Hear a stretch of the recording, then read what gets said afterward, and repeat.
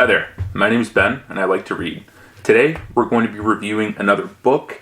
This time it is Bloods, Black Veterans of the Vietnam War, An Oral History by the journalist Wallace Terry. Now, when I first read this book, I'd actually watched a movie by the name of Dead Presidents by the Hughes brothers. You may know them from directing the Book of Eli, From Hell, and of course Menace to Society. It was one of my favorite movies.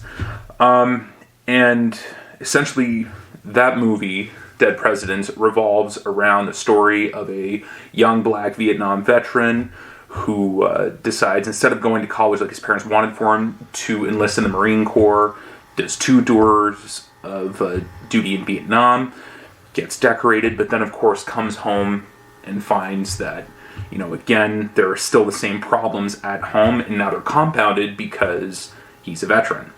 So he decides to do what anyone would do in that situation when they're down on their luck. He unfortunately ends up returning to a life of crime and plots an elaborate armored car heist. Now, the reason why I preface it with this movie is because that movie was actually based on a story from this book.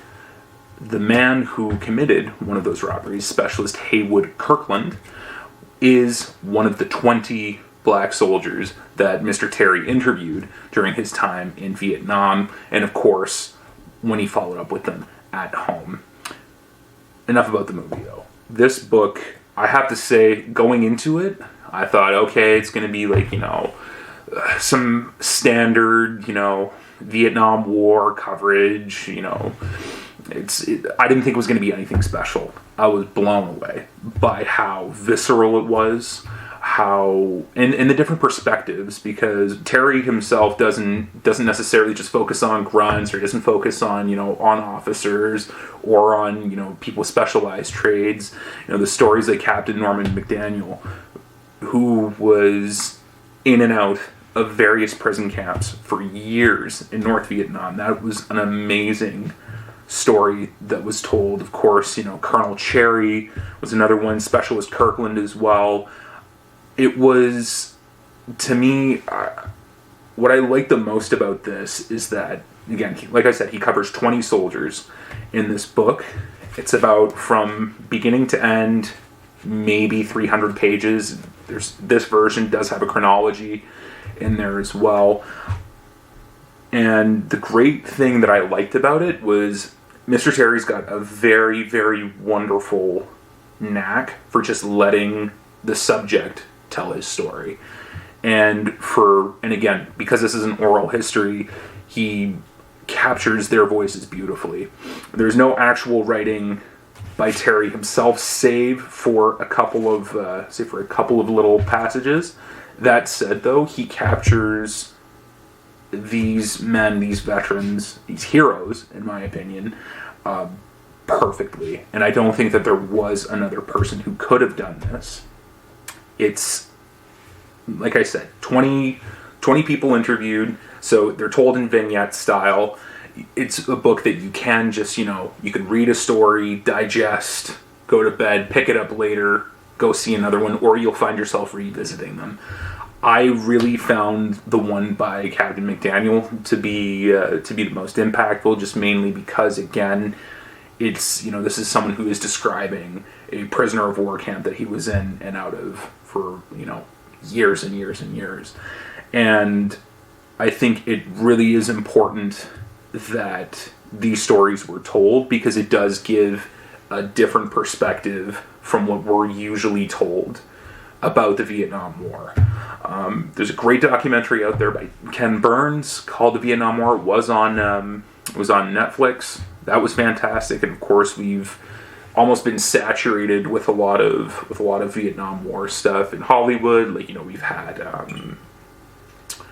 what did we have? Oof, I'm blanking now. Apocalypse Now. We had Full Metal Jacket.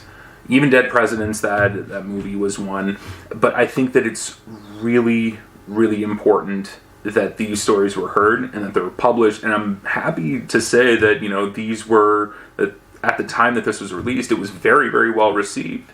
And I think that it's a testament to Mr. Terry's journalistic skill that he was able to so faithfully recreate their stories. Or I shouldn't say recreate. That he was able to put their stories to paper so vividly that you can really imagine as soon as you're reading it that one of these heroes is telling you their story. The title itself is very, I enjoy it. Some of you maybe have seen the movie by Spike Lee. I know I'm talking a lot about movies today. The Five Bloods. And the reason why Bloods was the title of this book is because that's what these black servicemen called each other when they were in Vietnam. They called themselves Bloods. And to have Mr. Terry, who is of course black himself, to be able to let them tell their story, I think lends a remarkable authenticity to the stories themselves, to the project itself.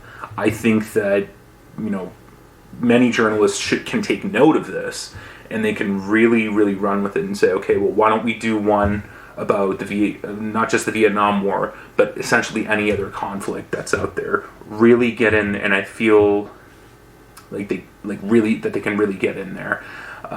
We've seen some documentaries like Restrepo and all of those that can get in there, and they do that through more of a visual medium. But I think that we could really, really benefit from another book like this. I think it's groundbreaking. I think that it's definitely been slept on now.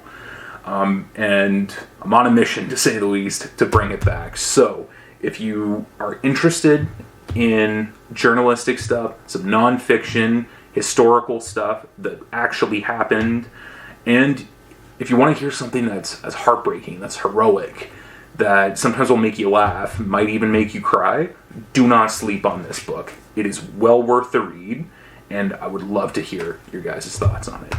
Thanks for watching.